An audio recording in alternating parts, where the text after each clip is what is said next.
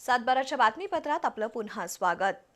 कागल तालुक्यातील सेनापती कापशी ग्रामपंचायतीचा बहुउद्देशीय हॉल सध्या वादाच्या भोवऱ्यात सापडला असून हा हॉल ग्रामपंचायतीच्या ताब्यात न देता एका बंद पडलेल्या संस्थेच्या नावाखाली काही व्यक्ती वापरत असल्याचा गंभीर आरोप ग्रामस्थांनी केलाय। या विरोधात धनाजी सेनापतीकर यांनी गुरुवारपासून आमरण उपोषण सुरू केलंय। सेनापती कापशी इथल्या ग्रामपंचायतीच्या मालकीचा बहुउद्देशीय हॉल ग्रामपंचायतीच्या ताब्यात न देता एका बंद पडलेल्या संस्थेच्या नावाखाली काही व्यक्ती वापरत असल्याचा आरोप ग्रामस्थांनी केलाय। बहुउद्देशीय हॉलच्या उभारणीसाठी शासनानं 80 लाख रुपये खर्च केलेत, मात्र ही शासकीय मालमत्ता आज काही खासगी व्यक्तीच्या ताब्यात असल्यानं ग्रामस्थांमधून तीव्र संताप व्यक्त होतोय। दरम्यान याबाबत गेल्या 3 दिवसांपासून आमरण उपोषण सुरू असूनही कोणत्याही अधिकाऱ्यानं भेट दिलेली नाही अशी खंत उपोषणकर्त्यांसह ग्रामस्थांमधून व्यक्त होतीये। स्मारक झालेला आहे आणि मेमोरियल हॉल झालेला आहे, तो एका बंद पडलेल्या संस्थेकडे वर्ग केला असं समजतंय। पण वर्ग करण्याचे अधिकार PWDला नसून कलेक्टर नाहीत भोगवटा प्रमाणपत्र देण्याचं।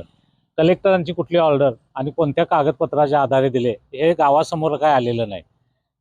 परस्पर आतल्या आतमध्येच ह्या काही गोष्टी होत आहेत आणि हे का होत आहेत, कारण ग्रामपंचायत सक्षम असताना आणि जवळपास 10,000 लोकसंख्या असलेलं हे गाव एखाद्या प्रायव्हेट संस्थेच्या ताब्यात हे देणं म्हणजे लोकांच्यावर हा अन्याय होऊ शकतोय।